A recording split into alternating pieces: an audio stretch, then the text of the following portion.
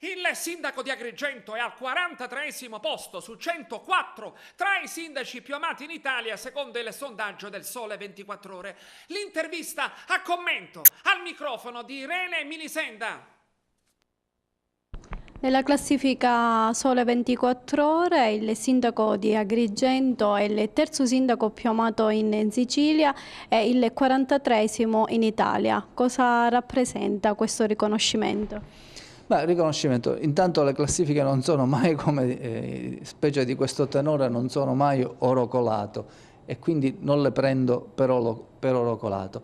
Però, se devo essere sincero fino in fondo, se fossi stato in fondo alla classifica come la Raggi o come tanti altri, me ne sarei addolorato. Il fatto di non essere in fondo alla classifica ma essere in una bella posizione mi fa piacere, sapendo che dietro ci sono tantissimi sindaci che conosco personalmente, bravissimi, penso al sindaco di Catania, penso allo stesso sindaco di Matera che ha avuto il merito di portare Matera a essere capitale europea della cultura. Allora quindi è un risultato che obiettivamente mi fa piacere.